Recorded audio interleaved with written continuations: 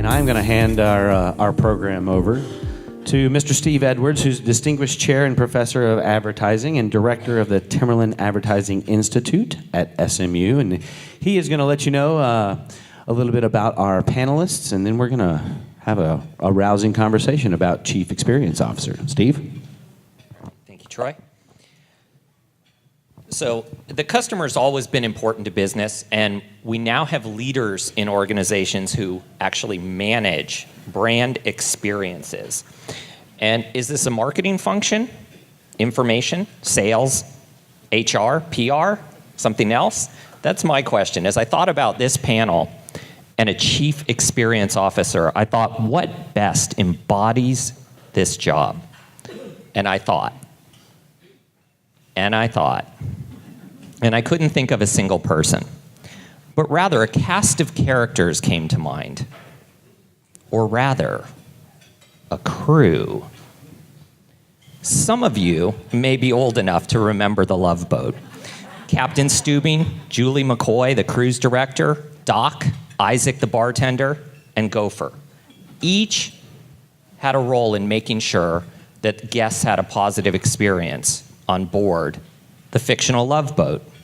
Now, I'm not sure my analogy holds, but we have 3 chief executive experience officers operating in 3 very different industries who have vastly different experience in how they came to their current roles. And so I thought it would be a great setup for a joke.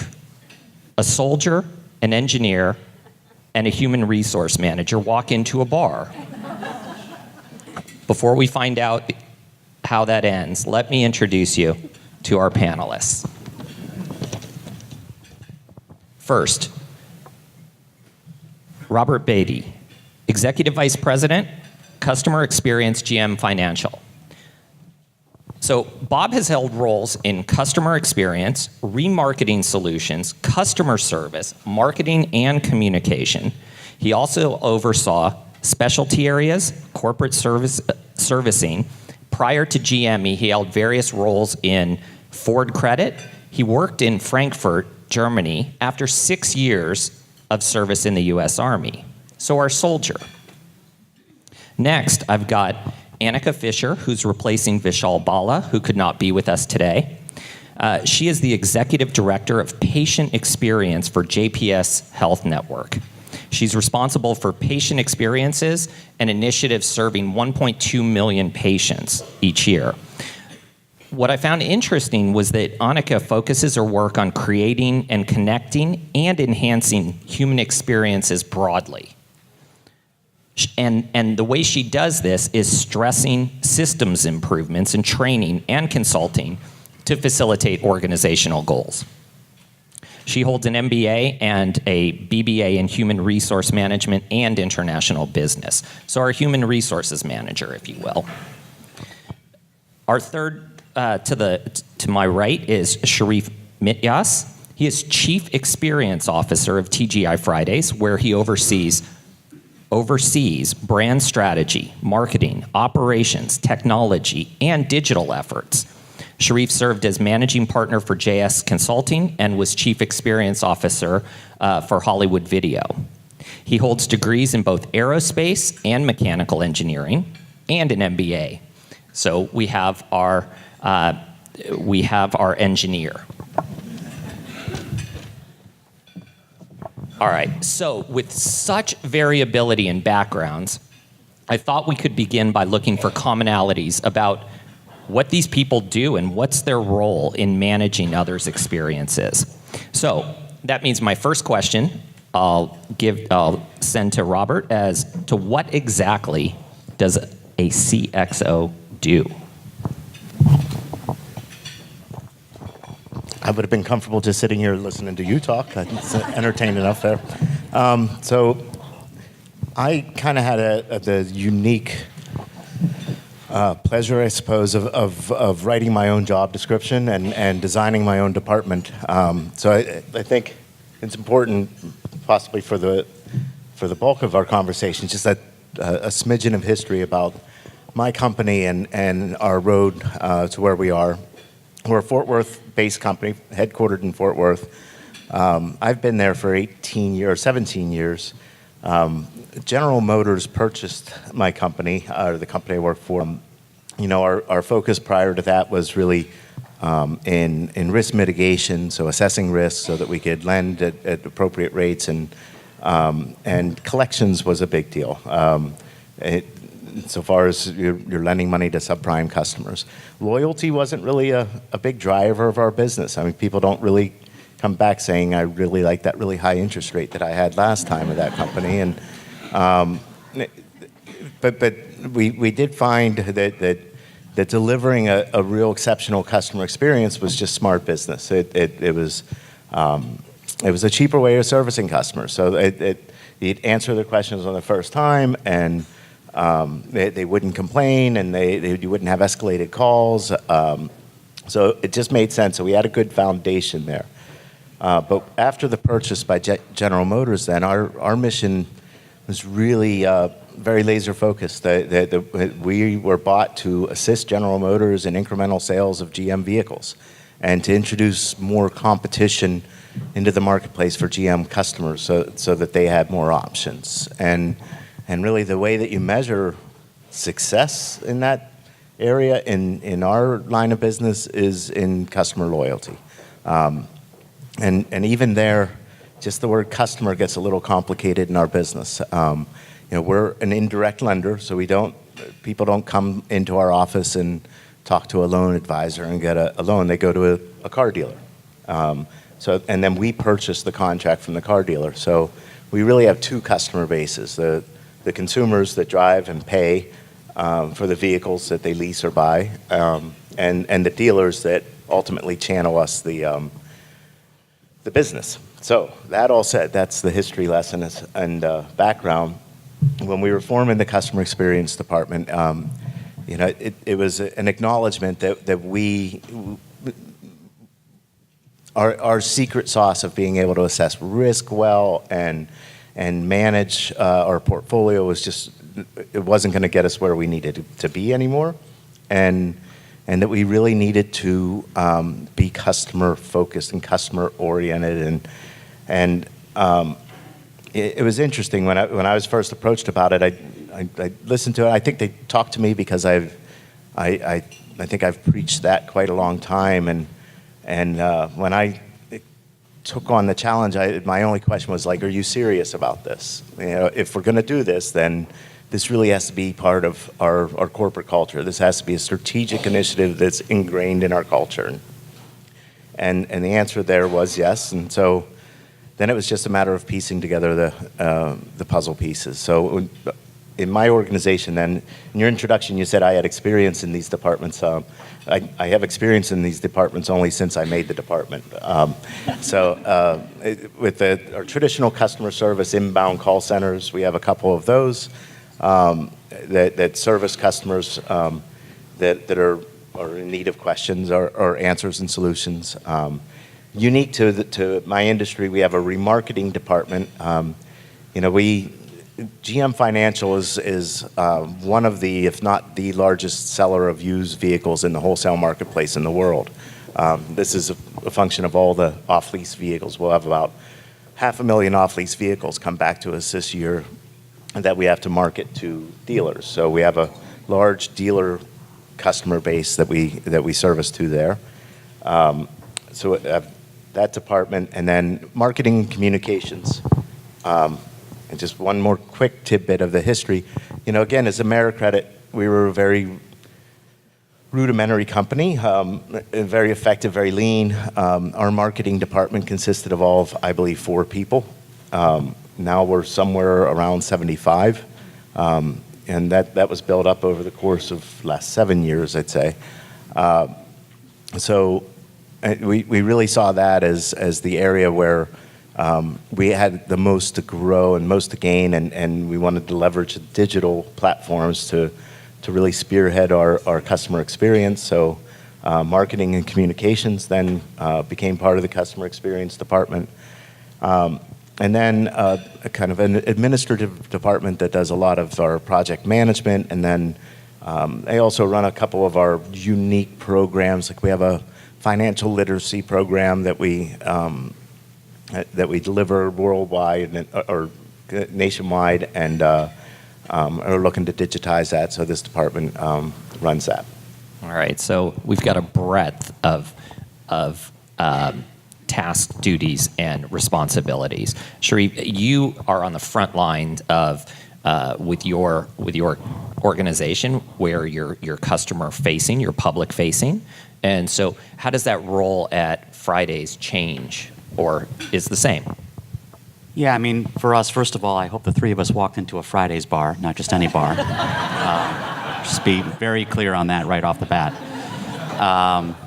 So yeah, I mean, at Fridays, it is all about our guests, right? And so, but from my role is about the experience. And if you guys think about being consumers for a moment, the way you consume a food and beverage occasion can be very different, right? Sometimes it's Friday night and you just don't want to go out and you pick up the phone or you use your app and you get Uber or Grubhub to deliver, right? And sometimes you're on your way home from soccer practice and you're picking up food and bringing it home for the family. And sometimes you want to go out with the girlfriends and you want to spend an hour and a half drinking Cosmos at a bar and shooing the guys away, right? So there's different experiences that you're going to have based on the occasion, based on who you're with, based on the experience you want to have for that food and beverage. And so for us, it's really about stop thinking about marketing, stop thinking about operations, stop thinking about technology, and think about as what is Steve or Susan's or Mary's journey tonight? How do they want to have that Friday's experience? And let's not worry about how we're used to delivering it. Let's worry about how the guest wants it delivered. And so that, when you think about that as a mindset, it changes everything that you need to do. So, you know, my job is, you know, in one respect, cheerleader, because I've got to get momentum around what we're offering to our guests in these different occasions. I got to get people to think about them differently in terms of what a guest wants, not what we think they want. But then I also have to be, and I think you're going to hear a little bit about this from Monica, you also have to be that coach for our team members, right? Because that last mile, when you're coming in to dine at our restaurants, when you see the hostess, when you interact with the bartender or the server, that's a critical part of the experience, right? So ensuring that those team members know the experience, are having fun at what they do, right? You've been to all the restaurants where you know a server's not having fun. You know what that experience is like for you, right? Versus the bartender that's joking around with you, telling you what their favorite drink is. And they could be serving the exact same drink as that other place, but you're having a better time. You're going to be more engaged and more loyal to that brand. So this role to me is really about connecting the dots, not just externally with guests, but experience to me is internal as well. We have to create the right experience for the people that deliver as well as the people that receive to make sure that we're really connecting the dots and really providing, you know, a competitive advantage to our brand, right? There's so many places for you to walk into a bar. What's going to make you come into a Fridays, and how are we going to engage you from a loyalty perspective over and over to create that connection that we need to have? And for us, it's really, you got to connect the dots from marketing, operations, technology, all the way through, or else you're not thinking like a guest. A guest doesn't think about the email they got from me or the text they got from me separate than the fulfillment of that experience inside the restaurant. It's one journey. I got to think like that. The organization has to think like that.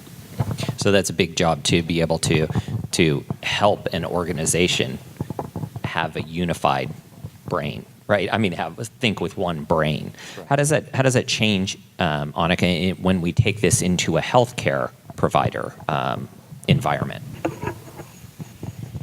So what's I think a little bit unique about our organization is we actually have a dual role between a CXO and a CSO. So our Chief Strategy Officer and our Chief Experience Officer, it is one role. And you know, we're people serving people. And our job really is to create user experiences that develop convert our employees and our guests into brand ambassadors. And so it is a very different role because we have to really look at how do we equip our front line, how do we equip our leaders, how do we equip our staff, our healthcare professionals in an industry that is kind of facing burnout trends and declining individuals going into healthcare for various reasons. And so how do we really connect people and engage people to the work that they do in a way that still speaks to the personalization, right? So regardless of industry, we know that personalization and really customizing that user experience is kind of top of everybody's priority from kind of a CEO perspective. Well, we also have to provide standards of care as far as the healthcare delivery model, and so it is a very unique integration of the two. And so the reason we've merged the two, both strategy and experience, is because we've got to look at strategically how do we align operations to access, to our marketing department, to our financial reimbursement, or any of our industries or any of our departments that we've got, whether that's how our patients pay or how we set them up with individuals who will help them be able to support whatever whatever they do owe for their services. And it's very vast. Whether you're coming in for primary care, you might be trauma services, you might be a refugee who's brand new to the area. And so we're really trying to create these personalized experiences, but really looking at strategically how do we also create those standards of care. So whether you're walking into one clinic in one place or one in another, you still receive that same feeling. And so how do we create that culture? So really aligning all of our various departments to get together to create one experience that is personalized yet standardized.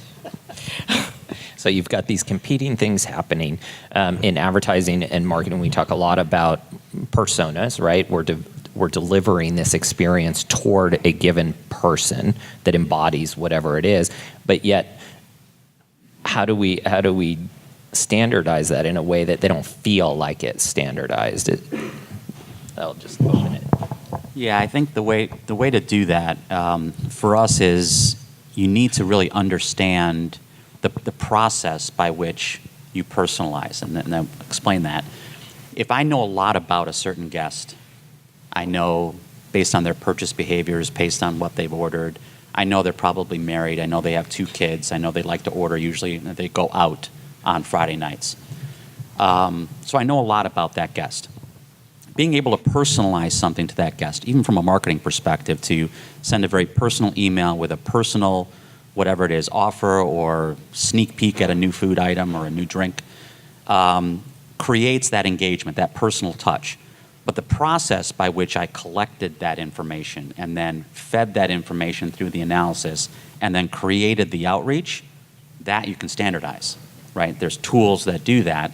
And you have to do that. You have to use the tools, and there's machine learning and AI that we utilize because you have to do it at scale, right? Annika doesn't have 2 people coming through her hospitals every day. I don't have 2 people coming through my restaurants, right?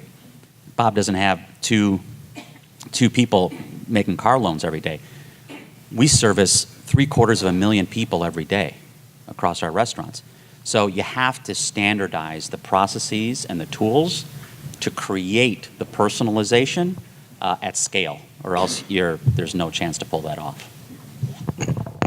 And I also think you've got to create space for that as well, because you're trying to get customers in and out as fast as possible and really look at that throughput time. But at the same time, we've got to create that space or that opportunity for them to be able to deliver that personalized care, personalized experience, and get to know consumers on a different level. So that's a really big challenge in healthcare. When you're thinking about, think about the last time you went to the doctor, you probably felt a little bit rushed, right? You've got a 15 to 30 minute slot on that schedule. And so how do we utilize technology to be able to recall who you are, why you're here, a little bit about you, so that we can create that partnership and personalized relationship with you? So creating space. So I think we're slightly different in that we don't actually see our customers, our consumer customers. That relationship starts at a dealership and then is either done digitally or through the phone or through the mail or email. And that's our relationship with our customers. So staying on the consumer customers, I think, and this is actually really more our path forward. This isn't necessarily where we are right now, but where we're working towards. Is that we also have access to arguably one of the largest Internet of Things in the nation, and that's a GM vehicle.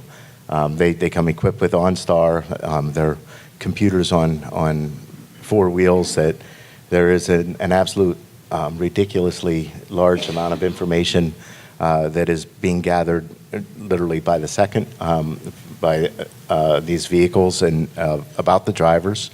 So I believe leveraging the appropriate tools to identify the various personas and especially on the digital front, we'll be looking to create a much more personalized and targeted experience, not necessarily to we don't necessarily have all that much for an upsell or ongoing commerce during the life of a loan or a lease, but more to create that experience that a customer says, that's who I want to do business with later on, because these are major purchases and they only happen once every few years. On the dealer side, it's very unique that even just saying we have that a dealership is a customer of ours is oversimplifying it. In a dealership, then you really have three unique customers with competing priorities. The dealer principal who owns the dealership is looking at business at a higher level, looking at profitability and just the general continuity of business, very, very heavily focused on loyalty and longevity of their business. So our message and our interactions with the dealer principal are completely different than the guy that you go in to talk about who you're going to do financing with, the F&I manager, who is really interested in exactly how much money he's going to make from you in the next 20 minutes.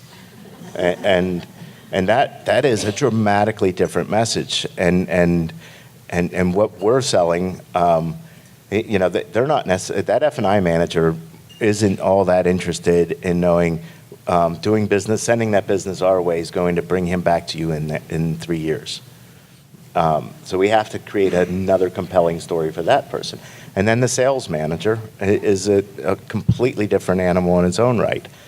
So that does complicate things, and that is a more personalized, but it really is kind of, I think in my department's role, and this is mainly in our marketing department, it's teeing up the right materials and the right narratives for our sales team to be able to select exactly what approach they're going to take when they're interacting with those dealer consumers.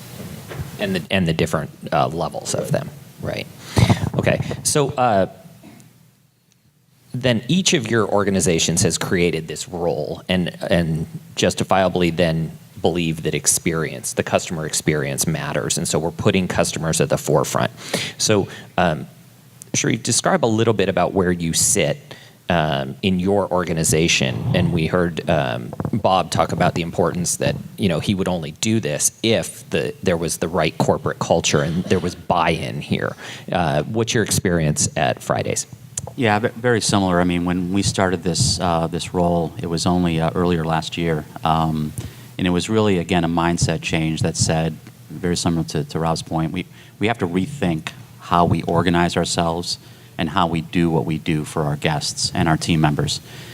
So I came up I was the head of strategy and the CIO.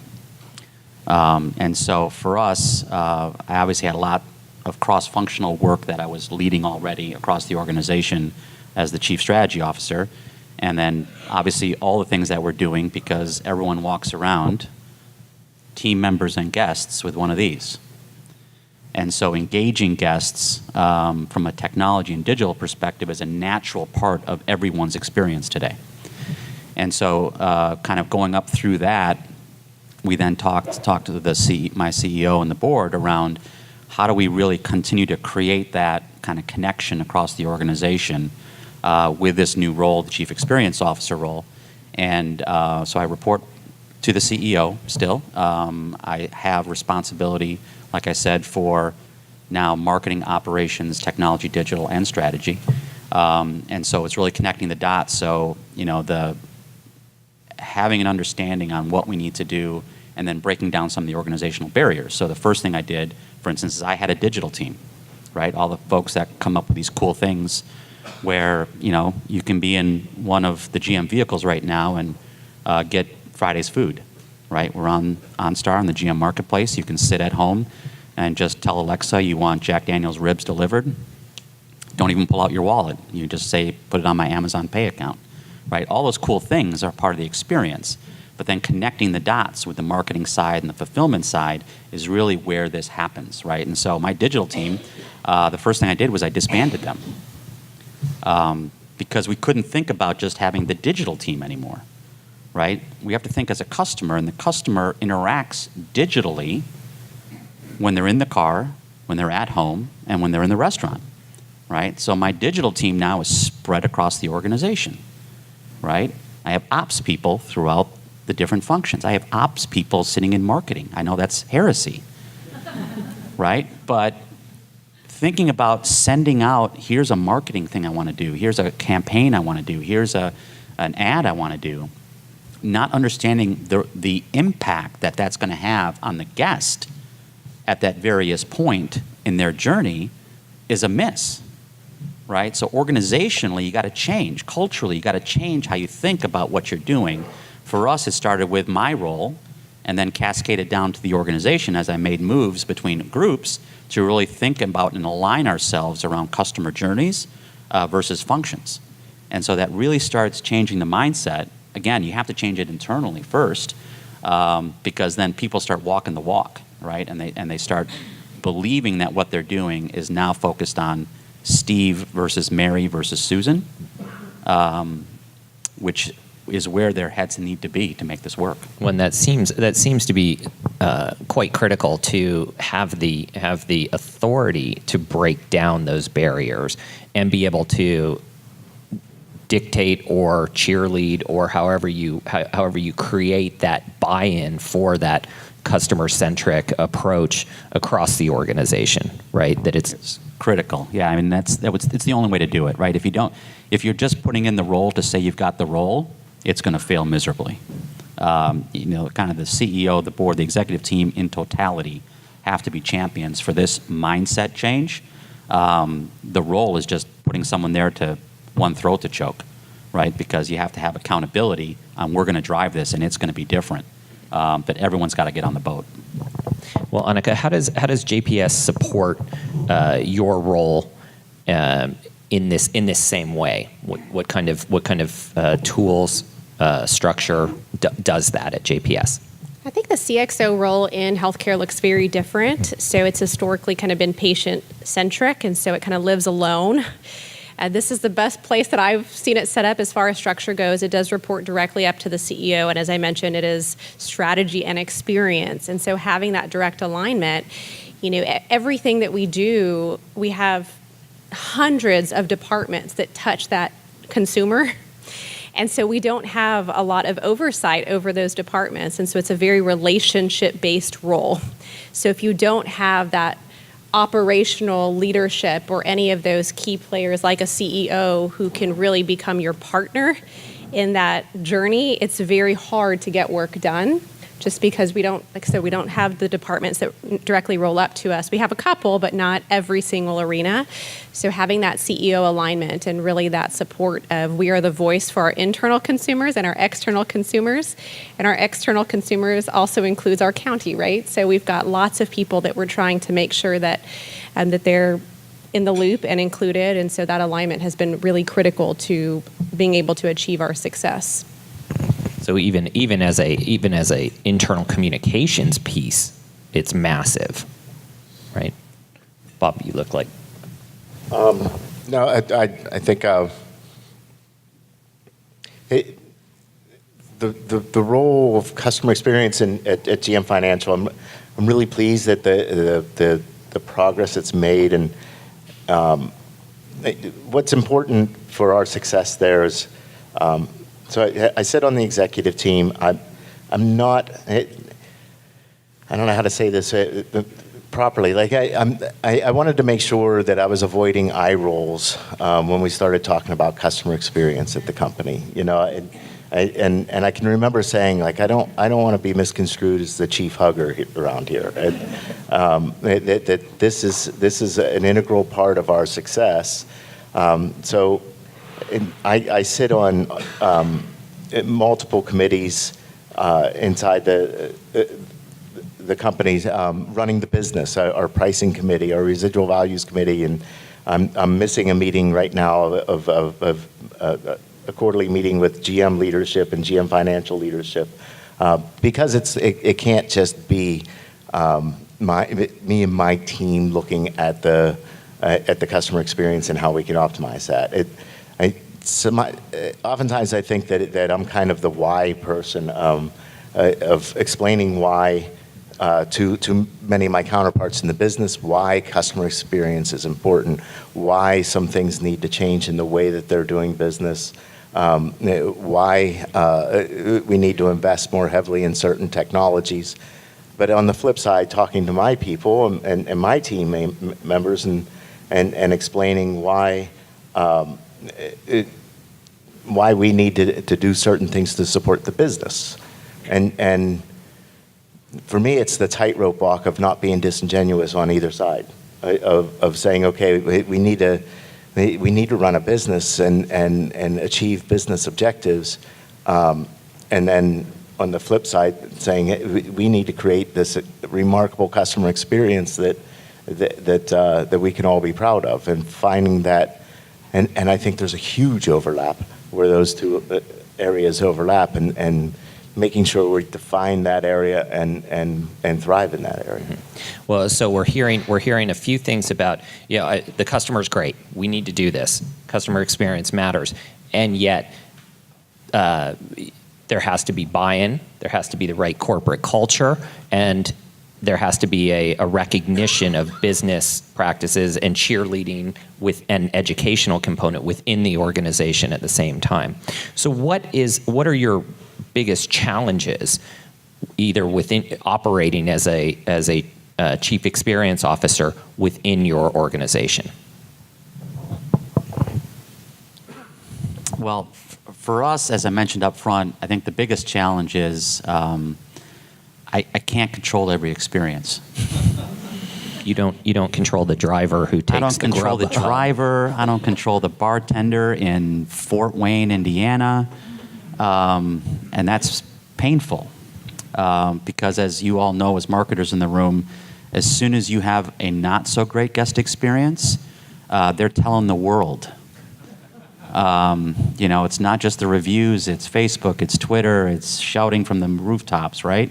And so that's the biggest challenge, is you want to be able to control every part of that guest experience. You want to be able to control and make sure everyone's leaving as a Fridays fan and going to come back. And, it's just an ongoing, really, diligence that you need to have as an organization to say, okay, well, what happened here, right? And on both sides, right? I think the one thing that I've been trying to push is we need to catch people doing things right just as much as we catch people doing things wrong. And so when you do that, you start creating an environment that people want to start being caught doing things right. Right? They like the recognition. Like, millennials, man, they like likes.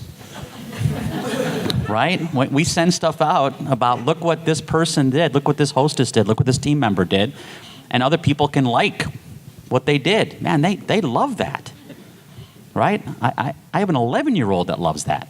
Right? So it's just a matter of, you got to have that environment, you got to build that culture where everyone feels that the experience matters and that we want to catch people doing things right. And where they're not doing things right, well, what do we need to do from a coaching, from a training, from a communication?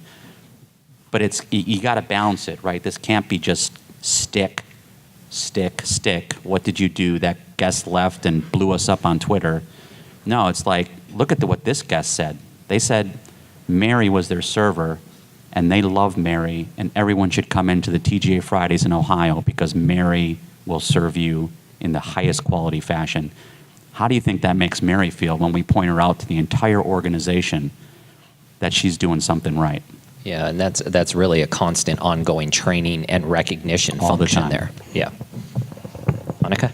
So we kind of have an inside joke of we're in everybody's yard and try to not get in trouble for trespassing. And that I would say is probably one of our biggest challenges is, the good thing is we have a lot of services. The bad thing is we have a lot of services. And so unless we know what's happening or a little bit of what's happening in every arena, every touch point of that experience, we're unable to connect the dots. And I think that's really the vital part of this role is being a connector of dots, whether that's up the chain, down the chain, or to the external market as well. And so really being able to know a little bit about a lot and know everything that is going on, or at least a tidbit of each of those, enough to piece it together, because you don't want duplication of work. You also want to make sure every stakeholder is different as well. And so managing the desires of those stakeholders, your diversity, whether that's of our clients or our patients or the diversity of our workforce. Everybody has a different motivation, a different motivating driver. And so how do we connect all those pieces and really keep that pulse check of the needs of the organization and be very responsive, not in a reactive state, but really developing a strategy around being able to deliver that. All right, I think in terms of time here, I'd like to open it up to the audience and see if you have any questions before we can go on. Is it loud enough? Can we do this without a mic? Please, go ahead. Yeah. In regards to getting, you actually talked about the, highlighting the partners or your team members that actually, like Mary in Ohio, I think right, but in regards to getting buy-in across the organization, especially to the troops on the ground, because they're usually the lowest paid and they deal with a lot of stress, especially, after, financing is put in place with subprime lenders and they come back to your service center for issues, they're probably a little irate. And with the healthcare system, people are coming in sick, so they're not in a good state of mind at that point in time. So how do you incentivize your frontline soldiers or your teammates who touch the customers or clients throughout the day to buy into what your dream is? So we have a very thick culture of recognition. We really do believe in kind of valuing that, the frontline and the frontline employees. And we have a very unique program called an ambassador program.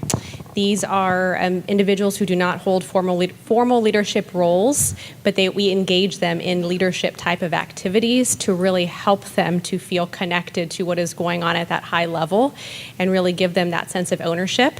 And we also have kind of 3 unique roles at our organization, which kind of probably sound interesting from a marketing perspective, but it is part of our culture. We have 3 rules our CEO started, and it's own it, seeking joy, and don't be a jerk. So really taking ownership over that, ownership over the experience of our customers, right? If I think you're doing it and you think I'm doing it, nobody's doing it. Seeking joy, because every day looks different and every day is a challenge, right? And so how do you seek out those opportunities for joy? And then really not being a jerk, right? You have people coming in, it's not always circumstantial, it's not always situational. I mean, there's so many different pieces that impact that. And so how do we just practice that act of kindness in that? So in addition to that, we do have annual incentive plans for employees tied to service as part of being a service business. So it's everything from the business piece to the recognition piece to the culture piece. Those 3 rules, as funny as they might sound, are about 40 to 50% of every employee's annual evaluation. So it does have a pretty good say in their individual merit. So. Another question? There you go. And don't be a jerk. Over there.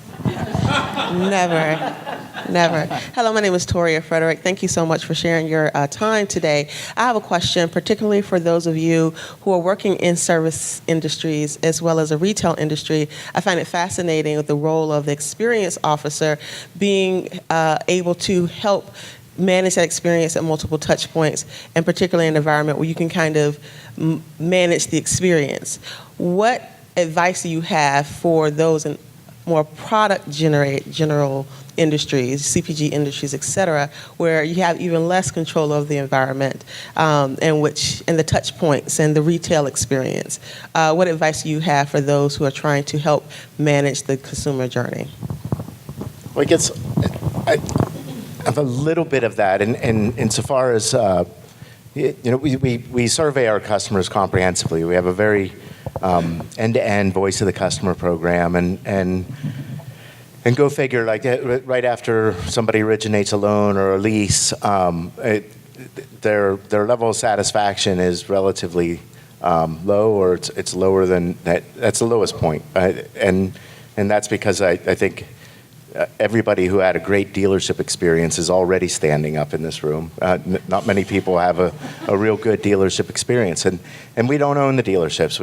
Our level of influence at the dealership is relatively limited. So it really is an educational process then, and a buy-in process, which is, the way I see it right now is like we have to kind of strike when the iron's hot in those areas of, as far as influencing stakeholders or people who are impacting us. Like right now, over the last couple of years, we've been on a growth mode. We've had rather generous budgets, if you will. We've had a good economy, really good business results. And so I'm saying this is optimal time right now. I need to beat that drum and get out and sell the benefits of what we're doing, and sell the benefits of partnering with me and doing like-minded activities to create that great customer experience.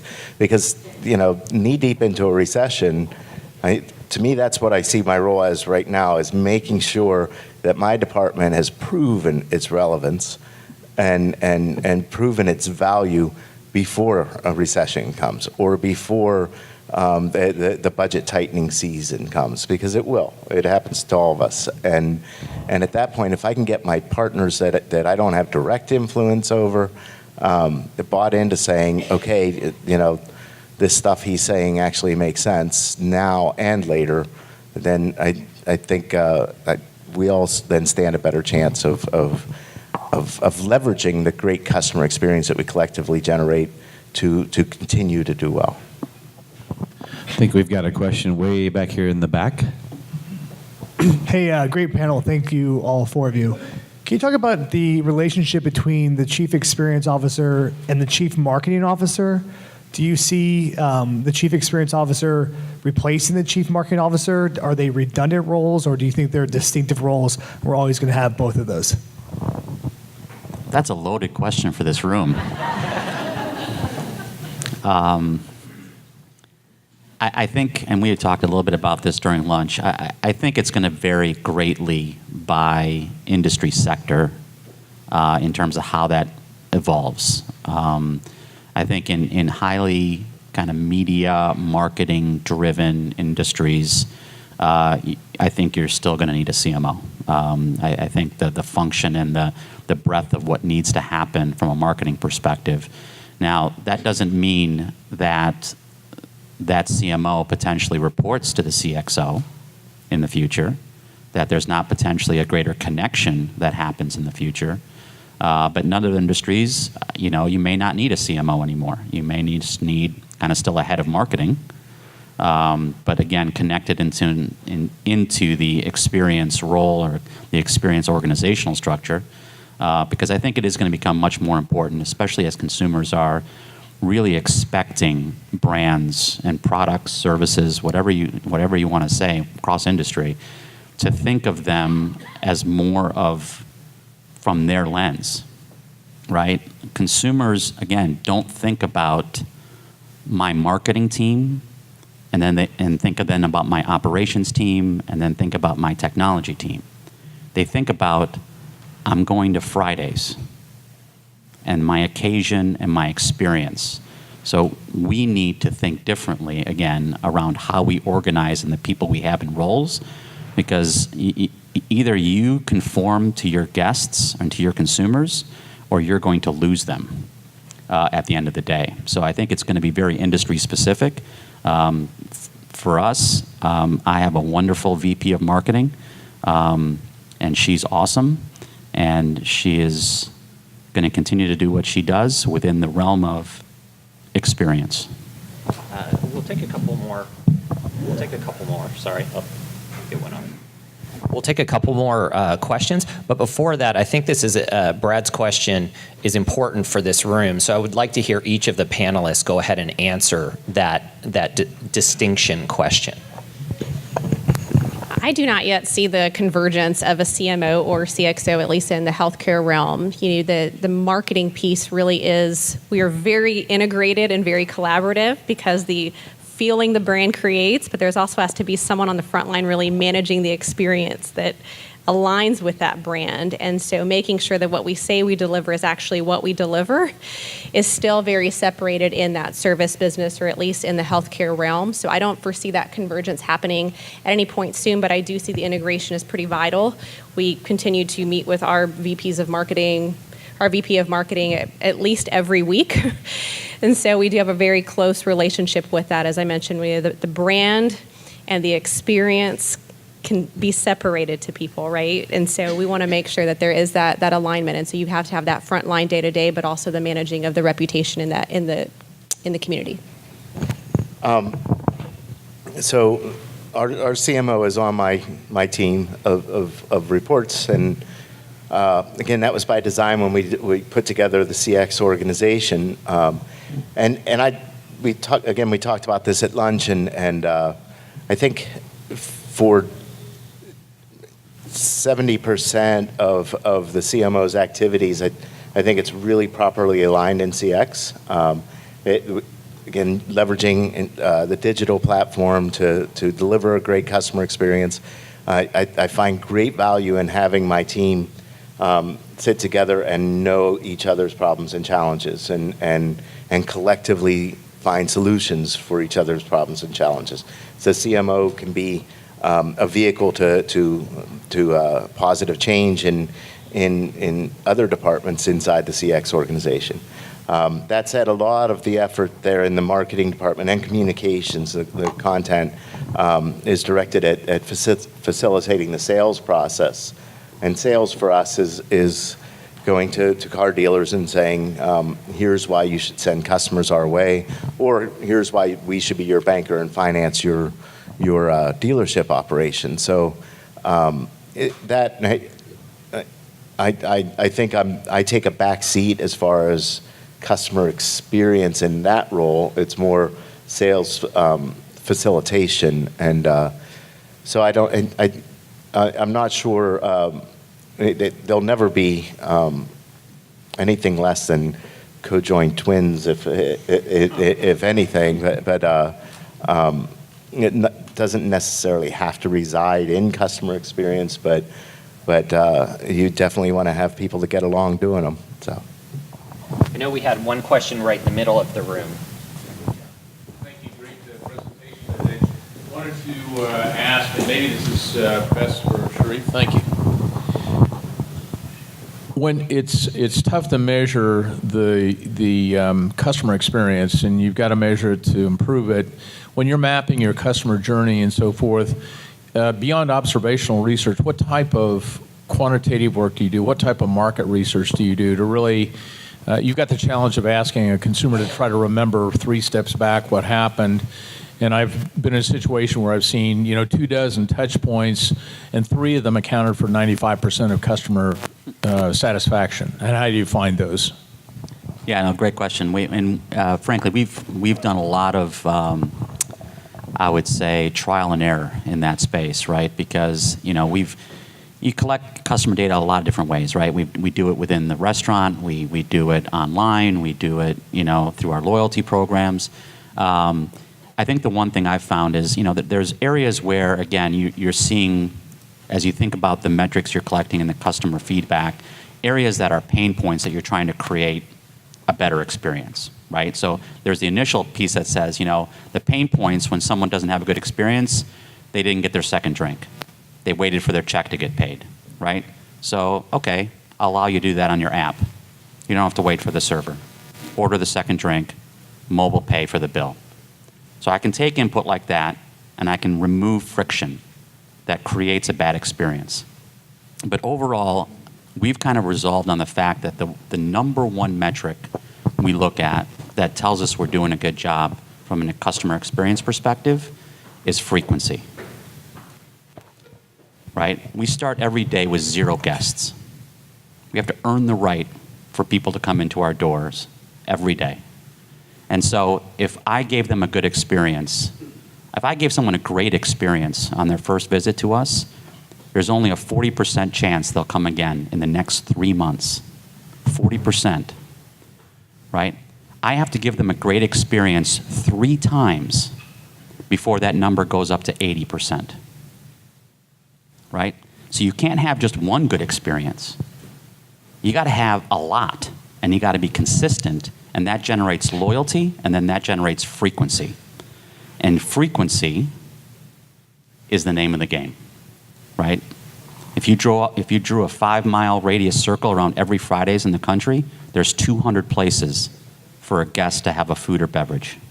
200, right? I got to earn that loyalty that they drive by 199 other places to come to me. Frequency driven by experience consistently. Okay, I want to take it to a higher level as we close.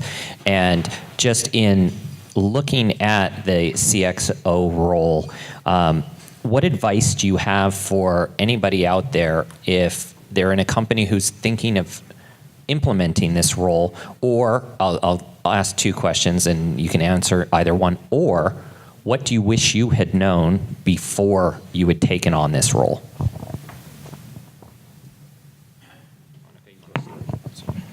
So for anyone considering this type of role, I would really, advise to look at a couple of different elements. Number one, where are those different experiences? What does your culture look like? What does the quality of your service look like? And who do you currently have putting all of those pieces together?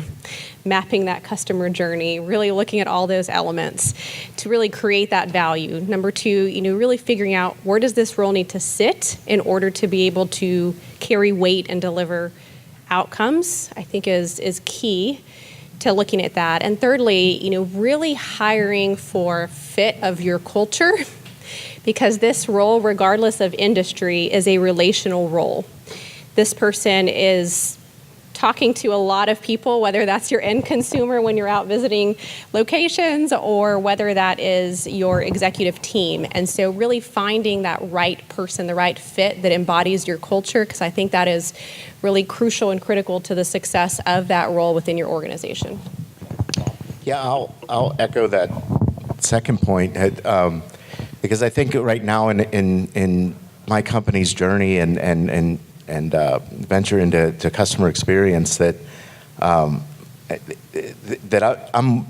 feel like I'm well placed in the role. I think in 6 years I probably wouldn't be the best choice for my job, and I say that because in heart we're a really tiny company. Our leadership has been here for 20 some years. I've been with the company for 17 years, and I'm one of the junior tenured people on our executive team.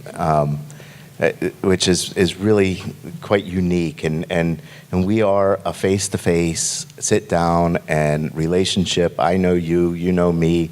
You've never done me wrong, so I'm listening to you, and it's a trust world, and that was, I think, why I was asked to lead this organization, because it would be new, and we needed to get buy-in for it to be successful, and it was very relationship-oriented. So it's really taking a look at the company and being very realistic about the skill set of the person that needs to be doing this. And again, in 5 or 6 years, when we're more mature, and I would love to sit here and talk about the kind of statistics and data that Fridays have of knowing, I get 80% loyalty if I do this. And I go back to when we started our Voice of the Customer program, and I came in, I was talking to our CEO and said, well, the good news is, and I explained what NPS is, and said, we're starting off right around 40, and our partner tells us that 37 is the industry average. And they said, well, isn't that great? And I said, yeah, it'd be really great if I knew why. I'm not sure why. And now I say it'd be really great. And now we're at like 52. And I can say why we grew there, but I don't know what it's worth to push it to 55, right? I'm not sure. I know what we could do to do it. I'm not sure about the return on investment. And so we're maturing, and when we do get to that point of maturity, I think then it'll take a different personality, a different skill set, a different set of requirements to run that organization. But so just. Yeah, I would just recommend anyone that would be thinking about doing this is have thick skin. Because you're going to get a lot of shots. You're going to get a lot of questions of why are we doing this? Well, why do we have to change? Why does it matter? We know better. Who cares what Steve versus Mary thinks?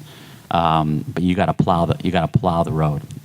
You got to be the champion that this is the only way for brands to exist in the future, is to think like the consumer and give them what he or she wants. So you just got to be able to put on your armor and go forth. Let's give them what they want. How about some applause? Thank you all so very much.